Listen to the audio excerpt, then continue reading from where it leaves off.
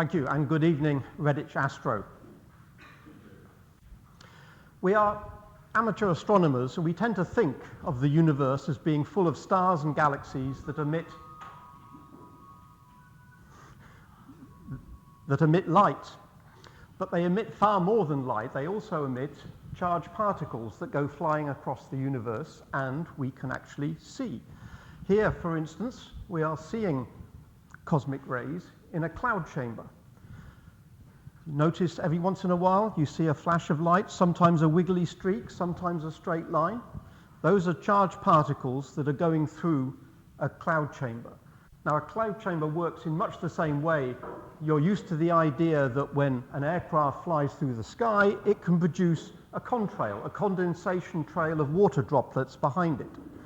Same idea in a cloud chamber. It's possible to make a cloud in a jar. This thing is about the size of a pickle jar. This is a cloud chamber that I built for the purpose of illustrating this particular talk on cosmic rays. So you can build yourself a cloud chamber. I'm not going to talk about the details of how you go about building one, but if you are interested, here's the instructions as to how you can build one for yourself if you're interested in doing that. So basically, if you can make a cloud chamber, a small jar, we don't use water, which is the contrails of aircraft, of course, are just condensation trails of water.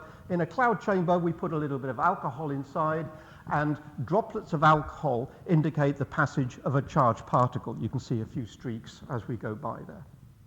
And I'll be saying a little more about how we can use cloud chambers to look at cosmic rays and other charged particles as we go through the talk.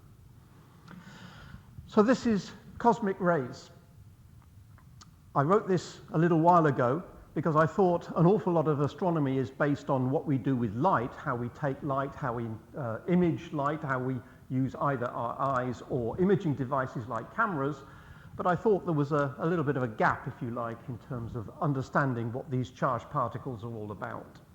So I'm going to give you a little bit of an introduction before I start talking about cosmic rays and cosmic radiation, a little bit of background on terrestrial radiation to get the context, then a little bit a potted history of cosmic rays as they were discovered more than 100 years ago.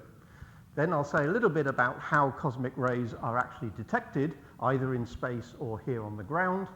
And then I'll finish with, well, where do these particles come from? If these charged particles are flying around the universe, where do they come from in the first place? What's the most likely source of these cosmic rays? And then I'll summarize at the end. So let's start with just a few minutes talking about background radiation so we can understand the context of what we mean by cosmic radiation. So radiation is all around us all of the time. You've lived with it all of your life, so it's not necessarily something to be scared of. One thing we have to remember is that the Earth is radioactive. This is nothing to do with man-made contributions to radiation. The Earth is a radioactive planet. It was radioactive when it was made 4.5 billion years ago, and it's still radioactive today because of the properties of certain elements in the periodic table.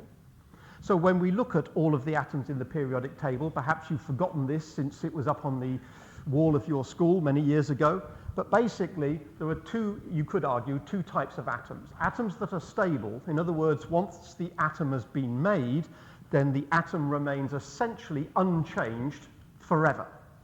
Whereas there are certain types of atom which, once made, really want to change into something else, so-called unstable or radioactive atoms. They decay. Decay is the physicist's way of describing it. It means they change from one element into another element.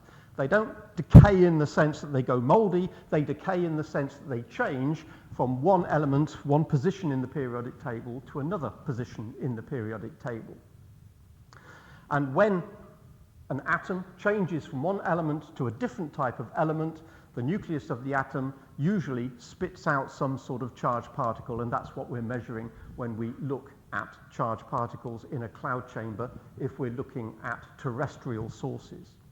So we can visualize what's going on by taking our cloud chamber, which, remember, is effectively a way of looking at the passage of charged particles, because any charged particle that goes through the cloud chamber, like an aircraft, will leave a condensation trail behind it. If we take a radioactive sample, like a piece of uranium, and place it in a cloud chamber, we can see the radiation. So perhaps you're familiar with the idea of a Geiger counter. Basically, it's just a box that goes click whenever a charged particle goes through it. That tells us how many charged particles are passing through, but it doesn't tell us what they are. Whereas a cloud chamber allows us to see the tracks of these particles and to glean some information about those particles. So here is a sample. It's called boltwoodite. It doesn't really matter what the mineral is. It's a mineral that contains some uranium. Uranium is radioactive, and so you notice that every once in a while you see a streak coming out from the center of this particular view here. The sample in the middle is spitting out something. Now, this particular sample we know contains uranium, and we'll come back to what those particles are, but notice for the start that there are at least two different types of tracks. Some of the tracks are very narrow and very well defined, and every once in a while you get a track which is rather more ghostly. So there was one that was relatively sharp, and there was one on the left that was relatively ghostly, very broad and ill-defined. We can get a better idea of that if we take this video, and what I did was basically video this particular situation for a minute or two, and then basically added up all of the frames of the video to show all of the individual tracks superimposed on each other. So when you superpose all of those together, this is what you see. So you can see some of them very narrow, so there are some condensation trails, some tracks here in the cloud chamber that show a particle with a very narrow track, and others, like these in the background, much more ghostly, much broader, apparently ill-defined. So we could guess, even without any knowledge of subatomic physics, we could guess that that particular lump of uranium is spitting out two types of something. We don't know what those things are, but it's a clearly emitting something, and there are two types of that something. Whatever this radiation is, whatever these particles are, they seem to fall into two particular families. And we can ask ourselves what's actually going on. The bottom line is, if we think of this sort of picture of an atom, and we think of a positively charged nucleus made up of protons and neutrons, and around the atom a whole buzzing cloud of electrons, negatively charged electrons. When it comes to an atom changing its type, in other words, when an element changes from one element to another element by radioactive decay, what's happening is the nucleus is changing. It's nothing to do with the electrons on the outside, it's the nucleus that's changing. And generally speaking, the nucleus will then spit out something, some particles, when the atom changes from one element to another element. Now, that's a rather complicated diagram. This is just to indicate that when you have an arbitrarily large nucleus of an atom, it can change by doing one of many different types of things. It could spit out a proton, for instance. A nucleus is made of protons and neutrons. At some point, a nucleus may be unhappy with its identity. It may want to change into a different element, and it may think it's got too many protons and want to spit one of those protons out. Alternatively, it might spit out a neutron. Again, some nuclei have far too many neutrons for their own good, like uranium, and it wants to get rid of one of those uraniums, and it will spit out a neutron. And there are other possibilities. For instance, it might spit out two protons and two neutrons at the same time. This particular structure of two protons plus two neutrons is a very stable structure and is known as an alpha particle. And if the nucleus of the atom is heavy enough, it might want to short-circuit some of this radiation by spitting out two protons and two neutrons at the same time. And that's what we would call an alpha particle. There are other possibilities. It could spit out an electron. There are no electrons as such inside the nucleus, but protons and neutrons can turn into each other one way or the other and spit out one or two types of electrons. One is the electron that we're quite familiar with, negatively charged electrons, essentially identical to the ones that are on the outside of an atom. But it's also possible to spit out a positively charged cousin, if you like, of the electron. This is the antimatter equivalent of the electron, called a positron.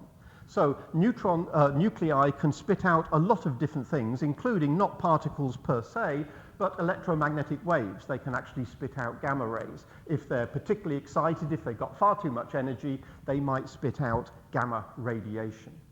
So there are lots of different ways that excited or unstable nuclei can lose some energy. The most common ones that we tend to hear about are the so-called alpha, beta, and gamma radiation that you probably learnt about in school. Alpha rays, bear in mind alpha rays, alpha particles. The word ray was used historically in the first place when people didn't actually know what they were. Now we tend to use alpha rays or alpha particles interchangeably. It doesn't matter whether we're talking about rays or particles, they are the same thing. An alpha ray, 2 protons and 2 neutrons. It's also identical to the nucleus of a helium atom. So alpha particles, we might label them as such, or we might label them as the nucleus of a helium atom. They're very heavy. They've got a charge of 2 charges because there are 2 protons inside, and they don't travel very far through matter. So an alpha particle doesn't travel more than a few centimeters through air. Betas are the label given to what we now call electrons. In other words, when they were first discovered, beta rays, people weren't too sure what they were, so they just called them beta rays. We now know that beta rays are basically electrons, or their antimatter equivalent, positrons. They're rather lightweight compared to alphas, and so they travel a little bit further. They are not quite the bulldozers that alpha rays are. They travel a little bit further through materials. And gamma ray, different from alphas and betas in that they're not a particle as such, unless you think of them, think of a photon as being a particle. Gamma rays are basically high energy electromagnetic radiation. So when it comes to looking at charged particles passing through a cloud chamber, we might see alphas, we might see betas. Gamma rays are electromagnetic radiation. They're not charged particles. They won't appear in a cloud chamber.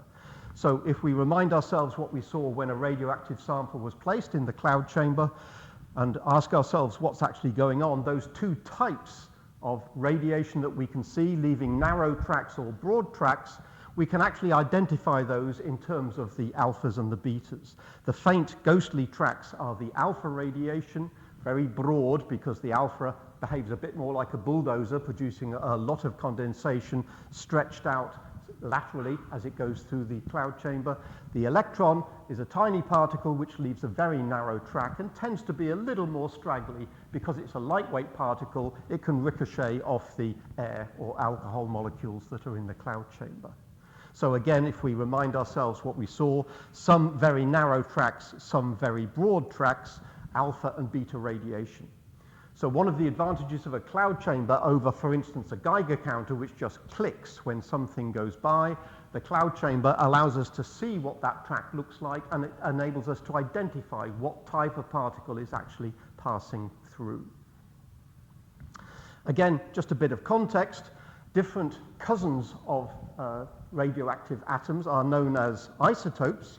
For instance, if we think of carbon as an example, carbon atoms have 6 protons in the nucleus. By definition, if you have a nucleus with 6 protons, that is what we call carbon. And it can have a different number of neutrons. So for instance, if an atom has 6 protons and 6 neutrons, the total number of particles in the nucleus is 6 plus 6 equals 12. We call that isotope carbon-12. And there are other isotopes of carbon. That particular one is stable. That's what most of you are made of. Let me rephrase that. You are made mostly of carbon-12, of all the carbon in your body.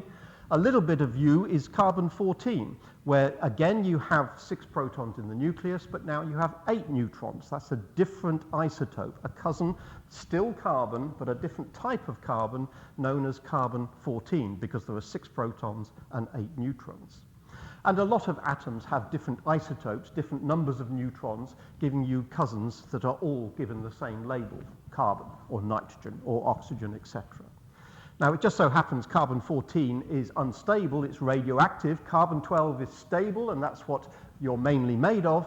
But carbon-14 is the radioactive one that's used in carbon dating. Radioactive carbon dating uses carbon-14. Now, if carbon-14 is unstable, then that means it doesn't last long. So where did it come from in the first place? Surely it hasn't been around for 4.5 billion years, because it would have all gone if it's unstable and turning into something else. Well, actually, it's cosmic rays. Cosmic rays are always bombarding the atmosphere of the Earth, and they are hitting some of the nitrogen in the Earth's atmosphere and converting that nitrogen into carbon-14. So carbon-14 is always being replenished, and it gets taken up by living organisms such as us, and we stop taking it up once we die, which means you can tell when it was that a tree died or a particular animal died if you can get hold of the organic material and see how much carbon-14 is actually left. Now, in terms of the most likely radioactive elements that you'll ever come across, or at least you're partly made of, potassium is actually the most abundant of the radioactive elements. You might have guessed, well, it's probably uranium or plutonium or something, but no. The most abundant radioactive element is actually potassium, and there's a significant amount of potassium in your body. In fact, there's so much in your body that something like 4,000 potassium atoms are decaying and changing into something else every second of every day. For the average person with an average mass, there are some 4,000 atoms changing into something else. The potassium is actually changing into argon. Now, that doesn't really make a lot of difference because there are so many millions of atoms in your body that a few thousand changing really doesn't make a lot of difference, even a few thousand per second. It's one of the largest contributions to natural radiation. Thorium, which you may not have heard of, is actually more abundant than uranium, and uranium is more abundant than you think, because you tend to think of radioactive elements as being rather exotic things. But actually, no, uranium is at 3 parts per million in the Earth's crust, is 500 times more abundant than gold. So everybody knows about gold, but uranium is actually far more abundant in the Earth's crust than gold is. It's just a little more difficult to dig out, and therefore it's economically more difficult to purify. In the Earth's core, these three elements contribute most of the radioactive heating of the Earth's core. The Earth's core is molten not because of any radiation from the sun. The Earth's core is molten because of the energy released by these elements in the Earth's core, decaying and releasing charged particles with a certain amount of energy. That keeps the Earth's core molten. And because we have a molten core, a large iron core spinning, that gives us a dynamo, which gives us a magnetic field. So it's rather ironic that the Earth's magnetic field protects us to some extent from external radiation from the sun and elsewhere. And where does the Earth's magnetic field come from? It comes from radioactive decay in itself. So in a sense, radiation produces a magnetic field, and the magnetic field protects us from even worse radiation. Just as an aside, when we think about the radioactivity of potassium, which is in everybody, there is a particular isotope of potassium labeled potassium-40, because if you add up all the protons and all the neutrons, the total number adds up to 40 for this particular isotope. It emits a particular type of radiation called beta plus radiation. Beta means it's like an electron, but the plus means it's positively charged, not negatively charged like most electrons, which means basically K40, potassium-40, emits antimatter. The radiation from potassium-40 is an antimatter particle.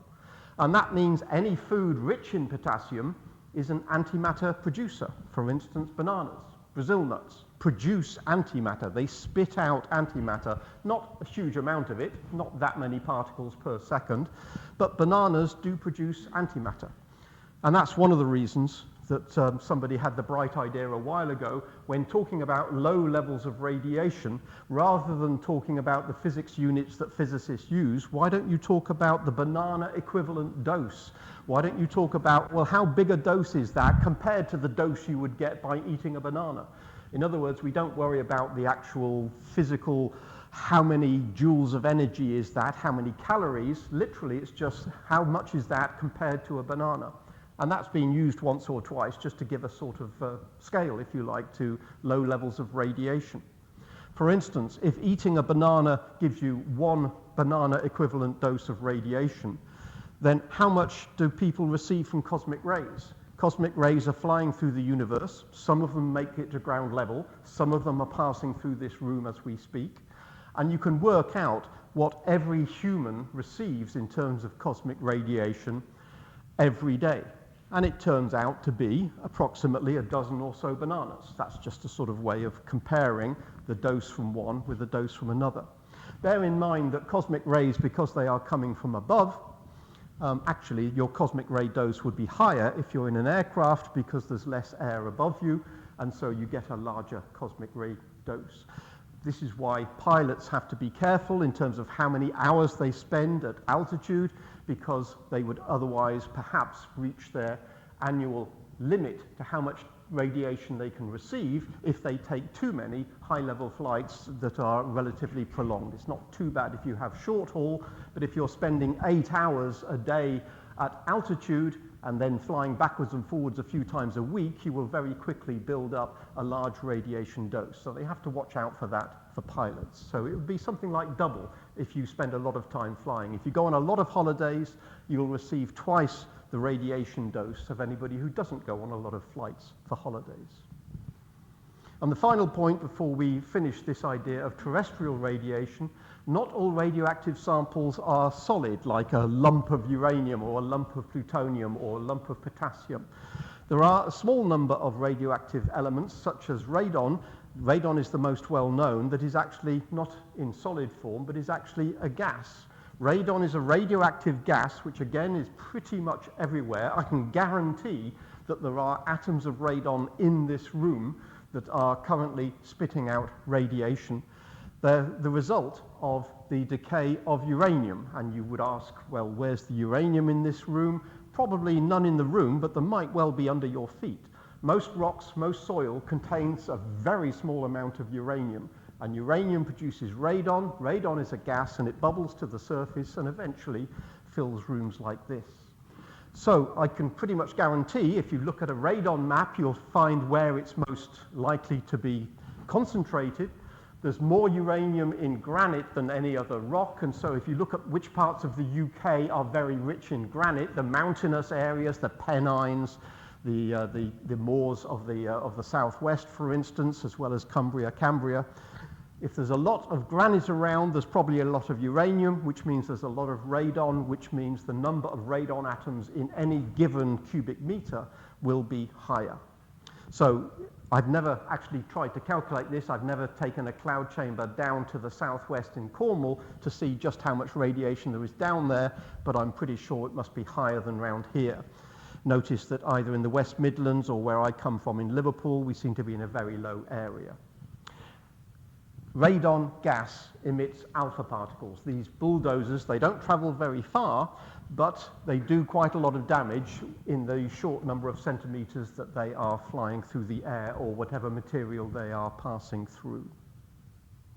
So I've tried to give a little bit of background of what we mean by alpha and beta radiation and how we go about measuring these things, or at least seeing the passage of charged particles with a cloud chamber. So now we can return to the main idea of this talk, which is to think about where these cosmic rays are coming from and how we actually measure these cosmic rays.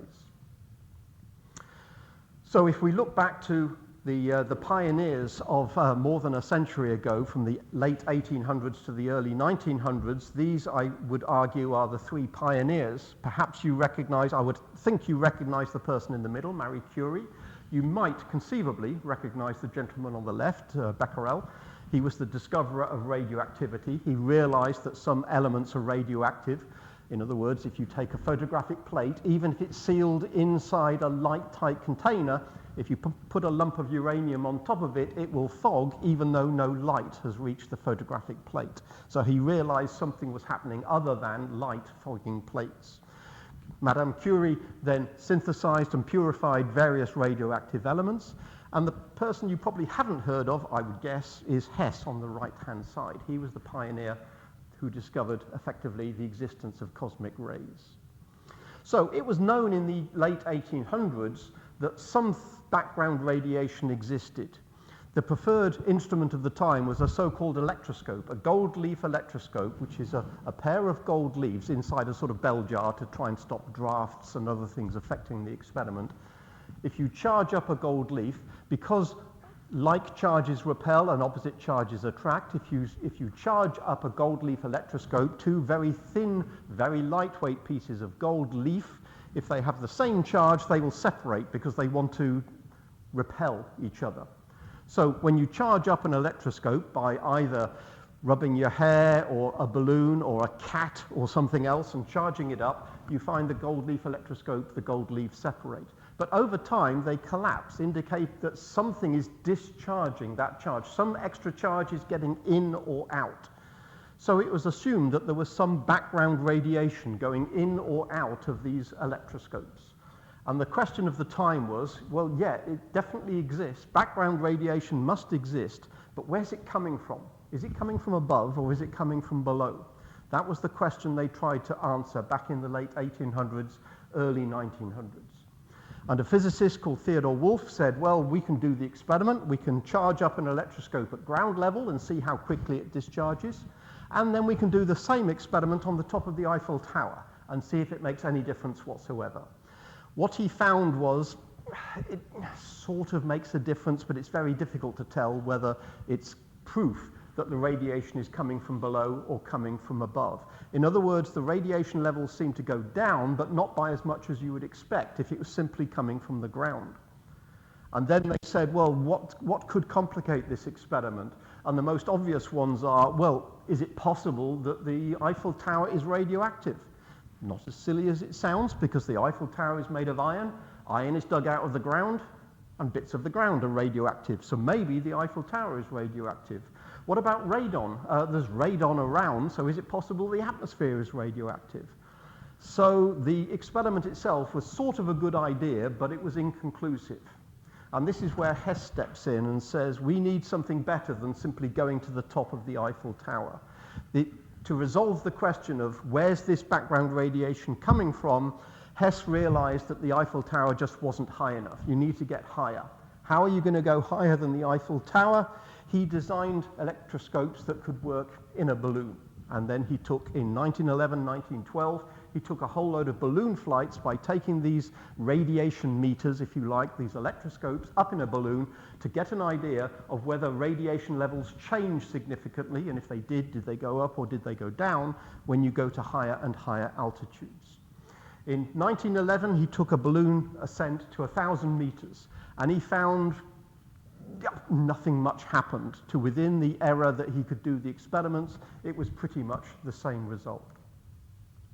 But when he took another balloon flight to 5,000 meters, absolutely clear. The radiation levels increased dramatically as soon as you got high enough to make a significant difference. It was absolutely obvious that when you went high, you had much higher radiation levels than when you're close to the ground. So effectively, he proved that the radiation is coming mainly from above. Perhaps there's a little bit from the ground, depending on what you're standing on, but most of it is coming from above. And then the next obvious question is, well, if the radiation is coming from above, is it coming from the sun or is it coming from somewhere else? How are you going to tell? You go up in a balloon, the radiation levels go up. So you could say, well, if you want to tell if it's the sun or not, you take your hot air balloon up at night. But who's going to take a hot air balloon up at night where you can't see where you're going and you don't know where the wind is taking you and you've got no idea where you're going to land and you can't tell where you're going to land because it's in the dark? So no one in their right mind would take a flight at night. So he said, right, I've got to tell if it's the sun or not, but I can't go at night. So what's the solution? Brilliant. You take a balloon flight on a day of an eclipse. You go up, you measure the radiation levels, and when the moon covers the sun, you see whether or not the radiation levels go down. Surely the moon must be blocking anything coming directly from the sun, surely. And therefore, you see whether or not there's any significant change mid-eclipse. And the answer was no. The eclipse didn't seem to make any difference. So effectively, Hess showed that not only is the radiation coming from above, it's coming not from the sun, or at least majority of it is not coming from the sun. Most of it seems to be coming from somewhere else. So in 1936, Hess was awarded the Nobel Prize in Physics for the discovery of what came to be called cosmic rays or cosmic radiation. Once it was established after a few years that quite definitely, although some bits of the Earth are radioactive, when we're looking at radiation generally, it is far higher coming from above than coming from below. So the birth of cosmic rays, you could argue, was back in the 1920s or so, about 100 years ago. We now have got a slightly better idea of what's going on because we've had decades of research. We know that charged particles are slamming into the top of the Earth's atmosphere. This is an artist's impression, which is a rather bad artist's impression, because it implies that cosmic rays are coming from very bright objects, and we're not convinced whether they are or not, and it also indicates that there are two coming down at the same time, which generally doesn't happen. What does happen is that if a charged particle hits the top of the atmosphere, we get this cascade, we get this avalanche of particles being generated, a so-called air shower. One particle comes in and produces 2, which produces 4, which produces 16, which produces large numbers as you get shower after shower of this sort of forked lightning type approach of the energy being shared out from the incoming particle, whatever that might be, to lots and lots of secondary particles in what is called an air shower. And notice that quite a lot of those will reach ground level, even though the atmosphere might be 10 or 20 kilometers thick, and this might be starting many, many kilometers above the Earth's surface. Some of those particles will reach ground level. There's a highly cartoon version, stylized version on the right-hand side of what's going on. An incoming particle of some kind called a primary cosmic ray. These are the particles that are actually flying around the universe. When one of those actually hits an atom in the upper atmosphere, it will produce a whole load of secondary particles which then go on like a pinball machine or an avalanche, producing lots and lots of more so-called secondary particles. At each level, every time one particle bangs into something else and produces more particles, then we get the energy of the incoming particle is shared amongst all of the others that are generated. So the total energy hitting the ground is approximately the same as the total energy arriving at the top. Or at the very least, we can calculate from the energy hitting the ground how much must have arrived at the top of the atmosphere.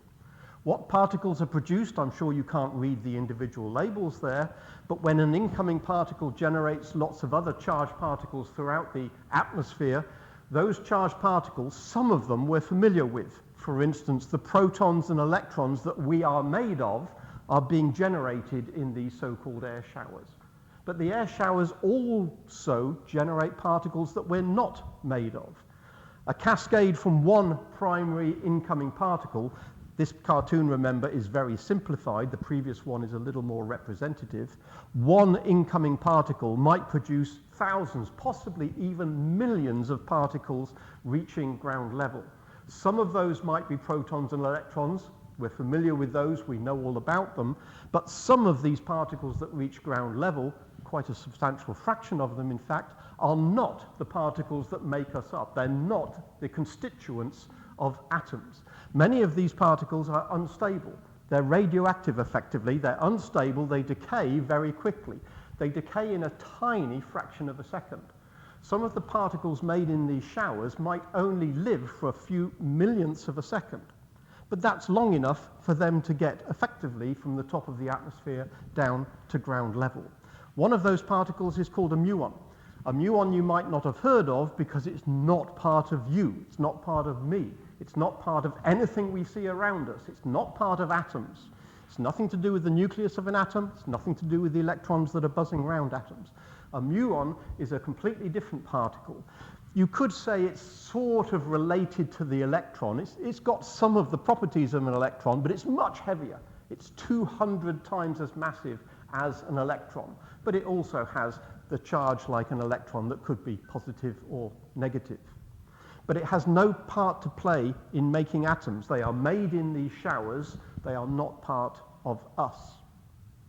A muon would actually only live for about 2 microseconds. The half-life of a muon is about 2.2 microseconds, but that's just about long enough for them to make it to ground level to be detected down here if we have the relevant instruments. So for instance, this cloud chamber that I built, that's what a muon looks like. When a muon passes through the cloud chamber, just like an aircraft leaves a contrail, well, there's a muon that's gone through the cloud chamber and it's left a trail of dots, some of which you can see, some of which are a bit faint, but that straight line is the trail left by a muon, a subatomic particle that's not part of you and me, traveling through the detector.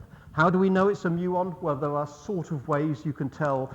An electron is much lighter, so that tends to be a lot more straggly. Muons are quite energetic. They tend to be straight. Protons have got more mass still. They tend to be rather brighter, denser tracks. So we can identify in a cloud chamber muons that are generated by a cosmic ray shower. Muons actually have a use, not simply a weird particle that what the hell is that for. Some people are actually starting to think, how can we use muons? If you wanted to know what, for instance, was inside a large structure such as, I don't know, a volcano or a pyramid or something like that, it would be nice to work out what's inside without actually drilling inside by using the equivalent of an X-ray. Remember how an X-ray works with a person. You put an X-ray source on one side and an X-ray detector on the other, and the X-rays go through the person, and you see how much of the X-rays are absorbed. But muons are being generated all the time in the atmosphere. Therefore, you have a free source of muons. And muons are very penetrating. They will go through almost anything. So in other words, they will go quite happily through a pyramid or a volcano.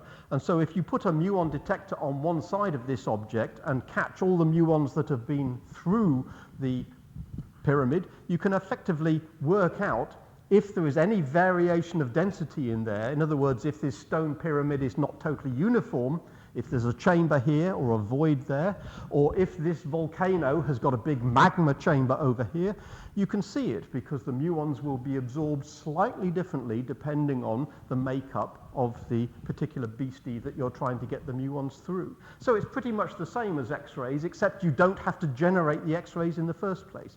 The muons are there. You have to calibrate how intense the muon flux is, but you can, in principle, look inside a volcano to see what the magma is doing, and that's what some people are doing. They're actually using this idea of muon X-rays, if you like, to look inside Vesuvius to get an idea of what's actually happening. And I'm sure this idea of using muons will develop in future years. So we've said charged particles flying around the universe hit the Earth's atmosphere and produce a secondary cascade, of which some of those can be seen on Earth, such as electrons and these rather more enigmatic muons, which don't otherwise exist anywhere except in cosmic rays and in certain physics experiments. But what are the particles themselves that are flying around the universe? What are those? Again, decades of research have now given us a much better idea of what those particles actually are. Up till now, we've just been talking about the secondaries which we can measure here on Earth. But if we were to go to the top of the atmosphere or to go into space, we can start measuring what's actually arriving at the top of the atmosphere. And we find the primaries are, well, most of them, 90% of them are protons, basically the nucleus of a hydrogen atom. There's a lot of hydrogen in the universe, There's a lot of hydrogen in the universe. Therefore, perhaps it's no surprise that one of the most abundant particles that is flying around the universe is the nucleus of hydrogen atoms. 90% of them are protons. About 9% of the cosmic rays that are bombarding the Earth are alpha particles, or if you prefer, the nuclei of helium atoms. And the remaining 1% or so, apart from a few straggling electrons, are nuclei of other particles. Which other particles? Well, effectively all of them. In other words, you could go through the entire periodic table, boron, beryllium, lithium, carbon, nitrogen, oxygen, all the way up. All of the atoms that exist in the solar system, they seem to be making up cosmic rays as well, with roughly the same abundance. The number of atoms floating around the Milky Way and the rest of the universe appears to match the abundance of cosmic rays as well as the abundance of elements that we see around us. So it's taken us a while to figure out that's what's actually hitting the atmosphere, but knowing that, we can then calculate, well, okay, if one of these particles of a given energy hits the atmosphere, what's that likely to do in terms of producing other secondary particles coming through the atmosphere? And that leads us to the idea of how we actually detect these things. We can, in principle, sit a detector on the ground and wait for the secondaries to arrive, or we can put primary cosmic ray detectors above the atmosphere, either in very high balloons or in space, to tell us what's actually arriving. So here on the Earth, we can simply get a Geiger counter and just listen to the clicks to get an idea of how many particles are arriving. As I say, that doesn't help us decide what they are, but at least it tells us how many are arriving if we have a Geiger counter. What's going on inside a Geiger counter? Well, effectively, it's a tube. evacuated with some sort of inert gas in there, maybe argon, maybe helium, and a high voltage is applied, a rod down the middle relative to the case itself. If radiation comes in, if a charged particle comes in, it can ionize one of the atoms in the gas in there. It can strip an atom of its electrons. If you've got a positive and negative electrode connected, then the electrons get attracted to the positive, the positive ions get attracted to the negative because opposites attract. And so you get a current flowing after the ionization. Once you've ionized an atom, you get a current, and the box of tricks that's connected to the detector basically converts that current into a click and shows you how many clicks have arrived per second. So a Geiger counter is effectively just counting how many atoms have been ionized by an incoming particle. And it's fairly indiscriminate in the sense that it can't tell you the difference between an alpha coming in or a beta coming in or even a gamma coming in. Cloud chambers, as I say, if you're interested in cloud chambers, they don't particularly cost much to build. I built this cloud chamber for a few tens of pounds, and in the instructions there's an Amazon list of where you can get the components from. But the idea of cloud chambers goes back over 100 years. The Scotsman Charles Wilson, back in, when was it, in 1894 goes the apocryphal story that he was on the top of Ben Nevis and he saw a Brockenspector, this effect you get when the sun is behind you and you see your shadow and other optical effects such as these halos there. He realized that if you're in a cloudy environment, if you're in very moist air, you can get some interesting optical phenomena when you're on top of a mountain. He was interested in studying those, but he didn't particularly want to set up his equipment on the top of a mountain. So he said, how can I reproduce this in the laboratory? How can I make a cloud in a jar? That was the birth of the cloud chamber. So in 1911, he perfected the first cloud chamber whereby he wanted to study these atmospheric effects, effectively build a Brockenspector in the laboratory. But it wasn't long after building this that he realized things were happening. Even before he set up his experiment to actually observe these odd effects in moist air, he kept seeing lines, he kept seeing tracks going through his chamber. And after a little while, he realized he was seeing charged particles leaving a condensation trail through his cloud chamber. And the particle physicist jumped on top of this saying, wow, this is fantastic. We now have a means whereby we can see charged particles. We think electrons exist, we think protons exist. All of this theory has told us this is what atoms are, but now we can actually do an experiment in which we can see this particle move. We can see this one has got a different mass to that one. We can see what happens if we apply a magnetic field and we find that the charge of this particle makes it bend to the left and that particle bends to the right. We can start to do real physics with these particles by seeing what they're doing, identifying them, measuring their charge, measuring their energy. So the cloud chamber wasn't arguably important for studying things like the Brockenspector, although that was its original function. It became mightily important in particle physics. And in 1927, he was awarded the Nobel Prize for what became quoted as the most original and wonderful instrument in scientific history. That's a hell of a quote for any bit of science. That's an indication of the impact that this particular invention had on a great deal of physics back in the early part of the last century. And that particular beastie has evolved, so that was the original 1911 Wilson cloud chamber, and this on the right is the 2024 version that I built in my kitchen and tested, and the videos that I'm showing here this evening are basically of this cloud chamber that I built a few months back, specifically for this talk on cosmic rays. So I'm not going to go through the details because that would take another half hour. And that's what it looks like in section. That's what it looks like in reality. Yes, I know it's the sort of thing that looks like if a cafetiere ever landed on the moon, that's what it would look like. It does appear to be a cross between a cafetiere and a lunar lander. It's about the size of a pickle jar, and I originally intended it to be a pickle jar. Later I changed my mind and made it a glass cylinder. But the purpose of a cloud chamber is to make the top warm, in this case about 35 Celsius, because I had a mug warming coaster. You know these coasters that are supposed to keep your tea warm? Yep, put that on the top. That makes the top warm. That heats up a sponge which has got some alcohol in it. In other words, just literally pour some alcohol in the sponge. The sponge gets warm, the alcohol evaporates, and the bottom is kept cold, which is why there's a heat sink and a fan and a couple of little semiconductor devices called Peltier modules that simply keep the bottom cold.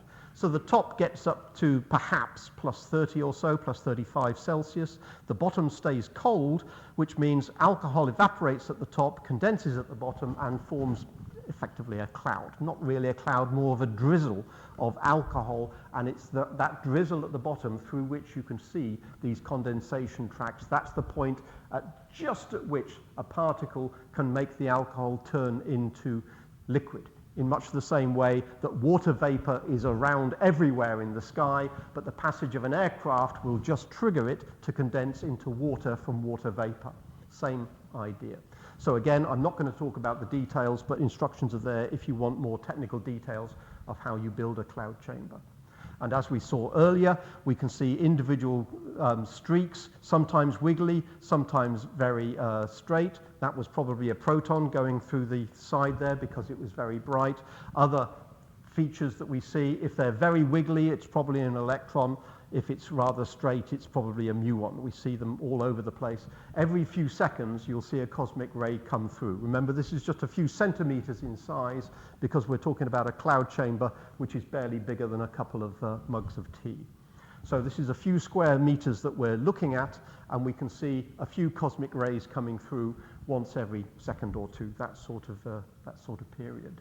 If you video this, which I did, the cloud chamber itself runs for a couple of hours or so. A little bit of alcohol means the cloud chamber can run for 2 or 3 or more hours. I ran a video and then went through looking at all of the tracks that I could see and basically produced a montage, a composite image. So this is all of the tracks that I could see, all the cosmic ray tracks I could see over a period of perhaps an hour or so. So 100 or more tracks. Some of them very straight, some of them very wiggly, some of them rather short. Sometimes it's just geometry.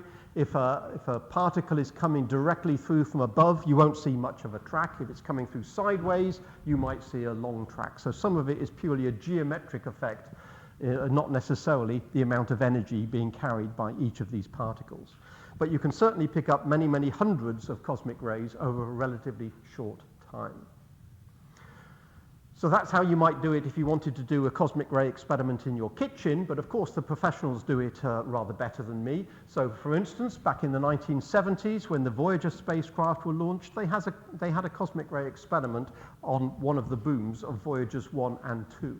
They were interested in what can we see as we approach planets. Do we get a particular particle emission, especially when we get close to giants like Jupiter, which we know have very strong magnetic fields and very strong radio emission? Do we get lots of particles coming out of Jupiter or out of Io, for instance?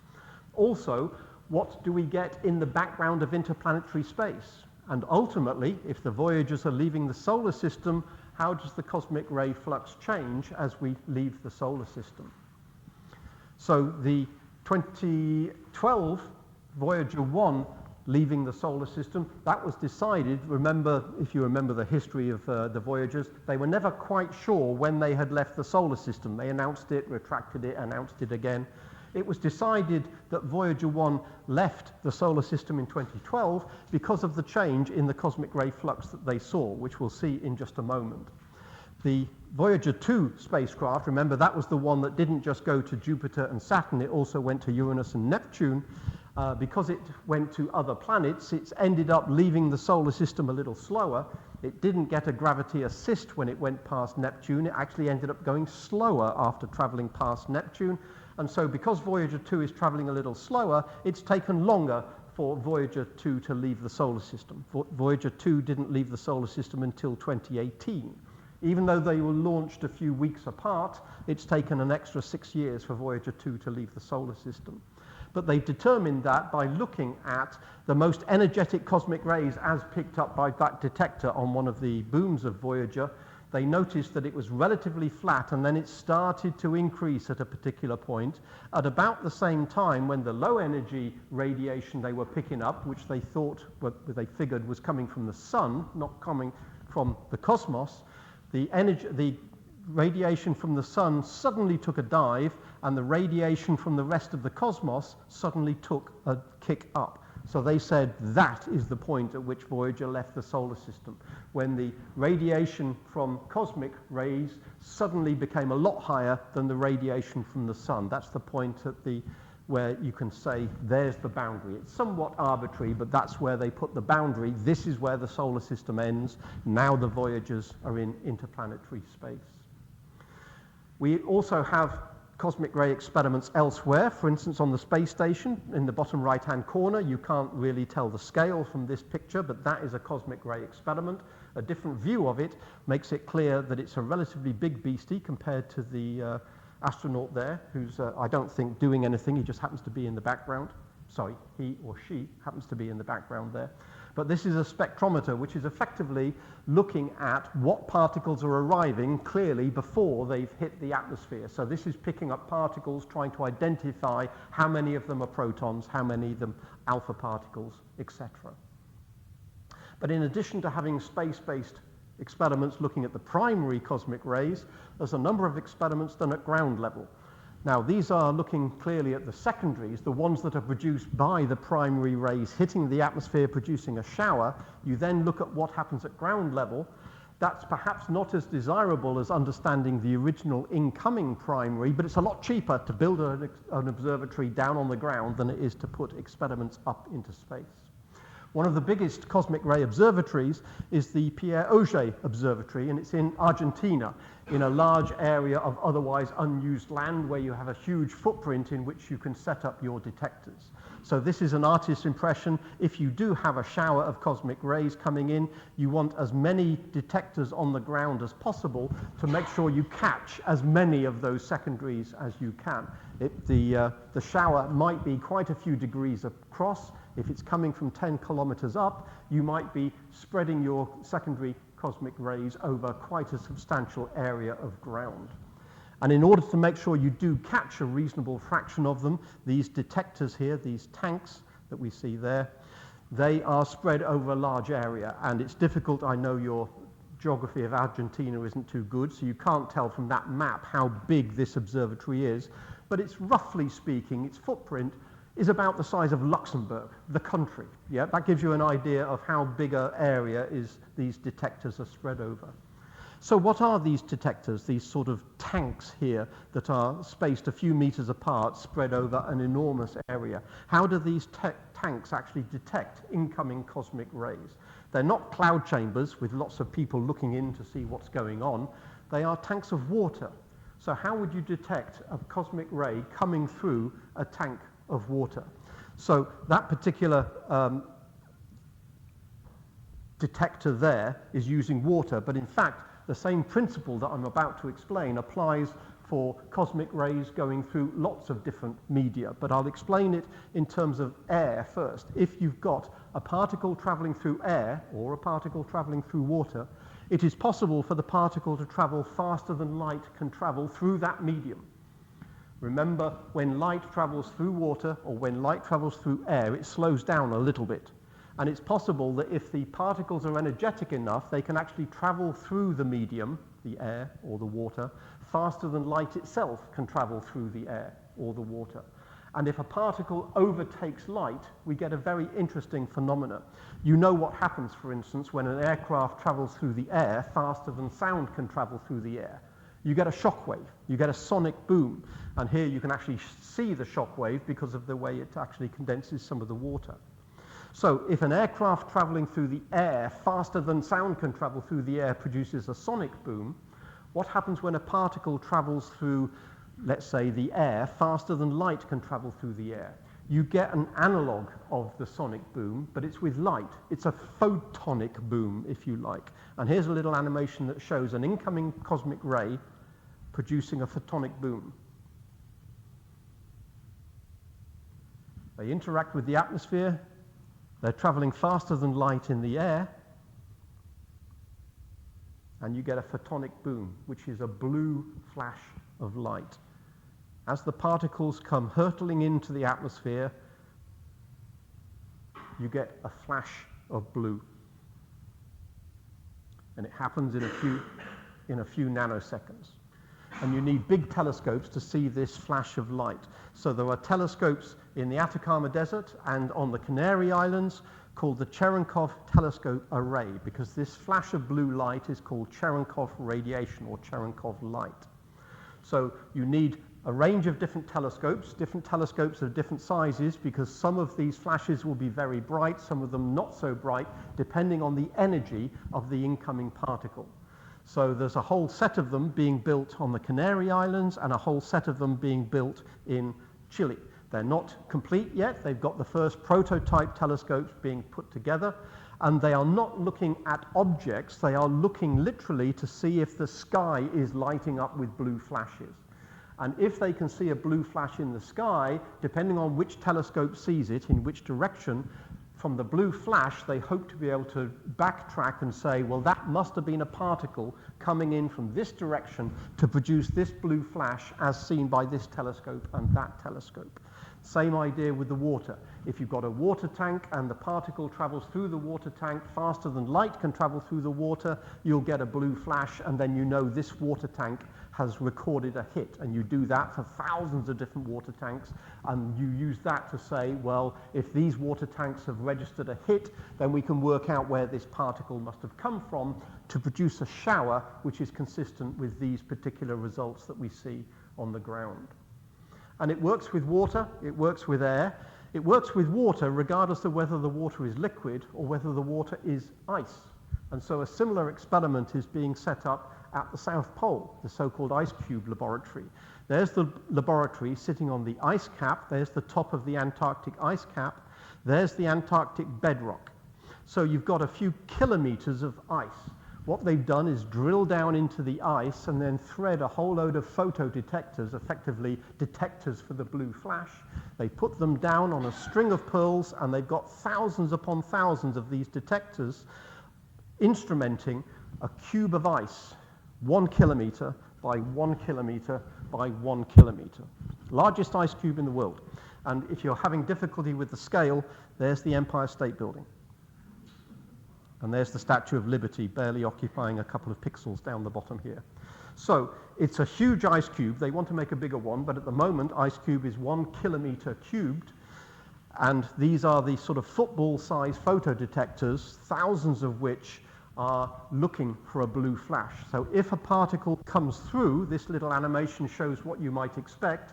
If you've got a cubic kilometer of ice instrumented with photodetectors, if a particle comes through and produces a blue flash of Cherenkov radiation, you're looking to see which particular photodetectors registered that blue flash. And if you work out the geometry of where these photodetectors were, you can say, well, the only thing consistent with all of those detectors lighting up is that the incoming particle must have come from that direction, and then hopefully we can tell where it actually came from. And that leads me to the final section. Right, we can measure them on the ground. We can infer where they came from by effectively these particles must have hit the atmosphere to produce the showers which we're then measuring. But what made them in the first place? Why do these energetic charged particles fly around the universe? We think we understand light. We understand that stars shine and galaxies are made of stars. Therefore, we understand that galaxies and stars and other phenomena generate light. But what generates these charged particles that are flying around the universe? Again, just a very brief aside, let's remind ourselves that it's almost 100 years, give or take a few weeks. It's 100 years since Edwin Hubble reported back in November 1924 that he had figured out this whole business about these odd-looking spiral nebula within the Milky Way. Are they actually spiral nebula within the Milky Way, or are they actually spiral galaxies in their own right, much, much further than the Milky Way? In 1924, he said, we now have enough data from variable stars to be able to definitively say that, for instance, the Andromeda galaxy is not inside, the Andromeda Nebula is not inside the Milky Way galaxy. It is quite definitely a galaxy in its own right at a distance at least of order millions of light years. So overnight, the universe suddenly became an awful lot bigger. That was the nail in the coffin of the great debate when people were trying to work out, is the entire universe our galaxy, or is there more to the universe than just the Milky Way? And this basically said, yes, the universe is actually a trillion galaxies, not just the Milky Way. So the universe got an awful lot bigger. So remember, Hess basically nailed down the fact that cosmic radiation was coming from above, and it wasn't coming from the sun, or at least most of it wasn't coming from the sun. But if it's not coming from the sun, is it coming from somewhere in the Milky Way, or is it coming from somewhere else? And what Hubble told us 100 years ago was that the universe is a lot bigger than the Milky Way, so we really ought to rephrase that question and say, are the sources of cosmic rays, are they galactic, the Milky Way, or are they extragalactic, in other words, coming from other galaxies? We don't really understand the mechanism by which things out there, whether they be very energetic events like supernova, for instance, or even black holes, we don't understand the mechanisms by which they could possibly generate very high energy particles to fly across the universe. Some people say, yeah, a supernova will generate shock waves, and a shock wave will be able to accelerate charged particles. And it's possible that a black hole, remember when material falls into a black hole, it can produce jets of radiation coming out from the vicinity of the black hole. These, again, are very energetic events. We call them active galactic nuclei or quasars. They are very energetic shock waves. Perhaps those shock waves can accelerate particles. I'm not going to talk through this last slide because I'm not even convinced it's right. The people who put it together aren't convinced it's right. They're saying maybe shock waves actually accelerate particles and explain some of what we see in cosmic rays. But there's an awful lot of uncertainty and still a lot of research to be done to establish, well, how exactly do they do that then?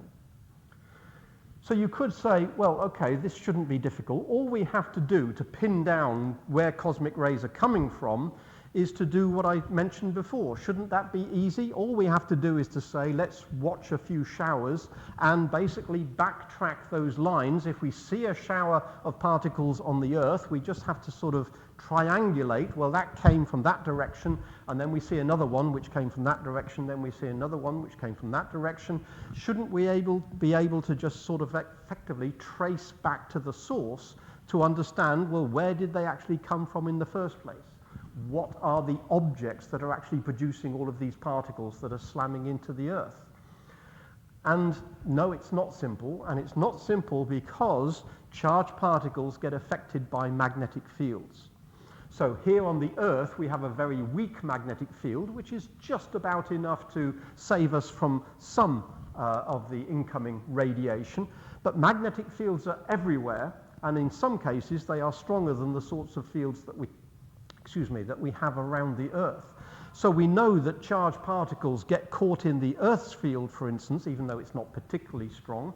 We know that charged particles from the sun can get deflected by the Earth's field and caught in the Earth's field, and in some cases the charged particles are funneled down to the north or south poles, and we end up with an aurora. But the problem is not simply the magnetic fields that surround the Earth. The problem is there are magnetic fields everywhere. We know how to see them around a bar magnet. We just sprinkle some iron filings around the magnet and we can see where the magnetic fields are. But how do we do that out in space where we haven't got iron filings that we can just sprinkle around? Well, in a sense, we sort of do, in that dust almost does the same thing. If we look at what dust is doing, dust particles are quite often not simply spherical. They tend to be a little bit elongated, and they can align themselves in terms of magnetic fields. And by looking at how those dust particles deflect light and filter that light through polarizing filters, we can get an idea of how the magnetic fields in the Milky Way look. But it turns out to be a lot more complicated, and the magnetic fields are nowhere as simple as the magnetic field of the Earth, for instance, with a simple North Pole and a South Pole joined by a big dipole field. So by looking at the cosmic microwave background and looking at the polarization of light, we can get an idea of what the magnetic field in the Milky Way looks like. But it is a mess. It is very structured. And every magnetic field line effectively will deflect a charged particle to the point where, even though it appears to arrive from that direction, it could have come from a quite significantly different direction. It might even have come from behind us, because the particle might have been deflected an enormous amount as it passes through magnetic fields. We know that magnetic fields exist in other galaxies. For instance, the Hubble and Sophia got together and produced a magnetic map of the Whirlpool galaxy. And again, it is far more complex than a very simple field around the Earth. And if we can't easily map out the full three-dimensional map of magnetic fields, either in one galaxy or between galaxies, even worse, how on earth do we know what the magnetic field is between us and Andromeda? Or beyond Andromeda, how do we know what the magnetic fields are out there? It's almost impossible, perhaps not impossible, but it's very difficult to try and work out what the magnetic map of the universe is, which will then help us work out, well, how would this particle have been deflected? So when it appears to come from that direction, where is it actually coming from? But there is one possible saving grace, and that is physics tells us that when a charged particle bends in a magnetic field, the faster the particle is going, the more energetic the particle, the less it tends to get affected by a magnetic field. So regardless of what the magnetic fields are, if we only look for the most energetic particles, hopefully they will have traveled in nearly straight lines, and therefore we will be able to backtrack to get an idea of where they came from. So let's not worry about the low energy stuff. Let's just concentrate on the really high energy cosmic rays, and then we'll get an idea of their origin. And when I say energy, I'm not going to explain all the details of the scale here, but physicists use a particular unit of energy called an EV. And all we need to worry about is the fact that the energy of one EV is roughly the energy of visible light. So the photons that are currently hitting my hand from the projector each have an energy of approximately 1 EV. We're not going to worry about the meaning of that. That's just our yardstick, as it were. If we go to photons of light, which are 1,000 times more energetic, thousands of EV, then we get to much more energetic photons, such as X-rays. That's why they're quite penetrating, because they're much higher in energy. If we go to 1,000,000 times the energy of EV, we get to the sort of energies that alpha and beta and gamma rays have. When particles decay, when atoms decay from one element to another, they will spit out alpha or beta or gamma particles with energies of order millions of EV. That gives you a sort of scale, 1,000,000 times more than a photon of light. But cosmic rays are going way beyond that. 1 billion, 1 trillion, 1 quadrillion, 1 septillion. We're going way beyond this sort of energy that we're used to when we talk about cosmic rays here. And we're most interested in the ones at the top end there, because those are hopefully the ones that will give us the best angle on where these things are actually coming from. Just to give you context, roughly speaking, the sort of particles that we can generate in the Large Hadron Collider and smash into each other at CERN, there's the energy of particles in the Large Hadron Collider. It comes in here a little more than 1 trillion electron volts. And when they build the new one, they want to gather enough money together to build an even bigger accelerator in Switzerland, France. If it is built, the Future Circular Collider, the FCC, will be roughly where that second arrow is, still way down on these energies of cosmic rays that are coming in from the outside. So in terms of, here's an energy scale, and here is how many cosmic rays we're likely to see, and it's color-coded here very roughly, because we think the lowest energy stuff is probably coming from the sun, the middle energy stuff is probably coming from the galaxy, and the high energy stuff we think is coming from outside the galaxy, though that is rather speculative, so don't take that as gospel. But if we work out how many particles we're likely to see, the low energy stuff, well, lots of particles are hitting the Earth's atmosphere, at least one for every square meter every second, and the Earth's atmosphere is a lot of square meters. So there's an awful lot of particles at the low energy end hitting us. In the middle there, it's more like 1 per square meter per year, so the flux is somewhat lower. At the extreme high end, very energetic particles, but relatively low flux, 1 per square kilometer per year. So we're not expecting to see many of these really high energy events, the ones that we really want to be able to tell, to triangulate back to where these cosmic rays are coming from. But we have seen 1 or 2 events. This is the Amaterasu event. This was picked up by an array of telescopes in USA, not telescopes in the conventional sense. These are detectors at ground level. This is what they think happened. Something very energetic hit the top of the atmosphere, produced a shower, and some of that shower was picked up by the array. You notice that not all of the shower was picked up, but they could calculate. We've only picked up 1/3 of the shower, so we can calculate what the energy must have been in the first place. This was Astronomy Picture of the Day a few months ago, and it was the result of work of analysis that was carried out over many months because the original data was back in 2021. So this, they believe, was the second most energetic thing that they've ever detected hit the Earth. It was a phenomenal energy, second only to the first most energetic particle to hit the Earth, which went by the name not of Amaterasu, which is the name of a Japanese sun god, which means basically shining from heaven. Wonderful description. But the most energetic event that happened a little while earlier was called the oh my god particle, because when they actually saw it, they could not believe that a single particle could actually carry that much energy. And they're even not sure whether or not they've got this right, because again, they're struggling to come up with an explanation of how a single particle can produce the energy of the Amaterasu event. Now, the Amaterasu event should not be confused with the tiramisu event, which is what they had in the after discovery party. But okay, if you've now seen an event in which you've got an ultra-high energy particle coming in, surely that should be enough now to backtrack and see where it came from, okay? So it shouldn't have been deflected by magnetic fields significantly. So it now should be possible to trace back the direction in the sky of the Amaterasu event and basically say, right, that's where it came from. When they did that, they found that the direction points directly to, pause for dramatic effect, nothing. They could not identify any supernova. They could not identify any supermassive black hole.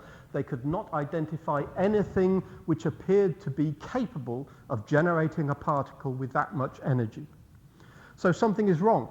Either something is generating these things that aren't very energetic events, like supernova or black holes, or they're being bent much more than we think. Maybe the magnetic fields out there are much stronger than we are figuring on. But whichever is the explanation, more research is necessary. They need to do more experiments to find more of these cosmic ray showers to try and pin down, are we getting the magnetic fields wrong, or are we tracing back, and maybe these things are coming from that direction, but they're not coming from supernova or supermassive black hole jets. Maybe there's another source which we are overlooking, maybe something we haven't thought of yet. But before I finish, let me just give you a taste of how energetic these most energetic particles are. The more energy a particle carries, the closer to the speed of light it's traveling, and vice versa. The closer to the speed of light a particle is traveling, the more energy it has. So you can calculate its energy in terms of electron volts, EV, or joules, or whatever. You know, you can calculate it in calories if you wanted to, or you can say, well, how close to the speed of the light is this thing actually traveling? If we work out for the most energetic particle ever discovered in one of these events, the oh my god particle, if we calculate its speed as a fraction of the speed of light in a vacuum, we find its speed is calculated from its energy to be 99.999999999. Not done yet. 999. Still not done. 999. We're nearly there. 995% of the speed of light. That's how fast it must have been traveling to give it the energy to make the scientists say, oh my God, how can that possibly be? And it's rather difficult to either count the nines or to imagine that many nines. So let me just give you a simple little cartoon that sort of brings that home to try and visualize just how fast these particles are traveling. Hypothetically, let's just imagine a race between a photon of light, which travels at the speed of light, in a vacuum, and one of these most energetic cosmic ray particles. We're going to have a racetrack which is 100,000 light years long. So in other words, there's a racetrack through a vacuum roughly the size of the galaxy. Now, if the photon of light and the cosmic ray start at exactly the same time, we can ask, who's going to win? Well, we know who's going to win. Light must win. No particle can travel faster than the speed of light through a vacuum, through space. So we know light is going to win, but the question is, after a race over 100,000 light years, light will cross the finish line first. But how far behind it will the cosmic ray be that's traveling a little bit slower than the speed of light? After 100,000 light years, light crosses the finishing line first, but the cosmic ray will be behind it by 5 millimeters.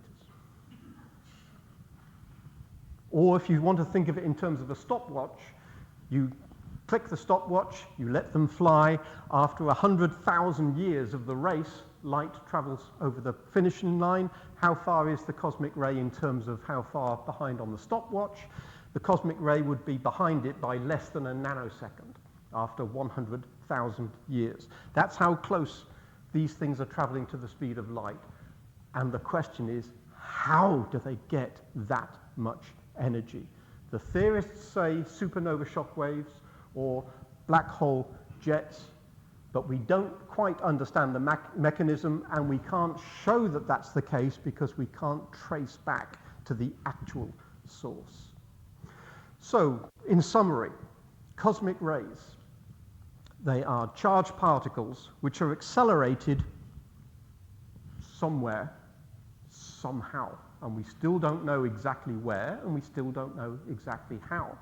A number of people think that supernova and supermassive black holes, especially jets around supermassive black holes, are probably sources. But that's only a probably, not a definitive answer.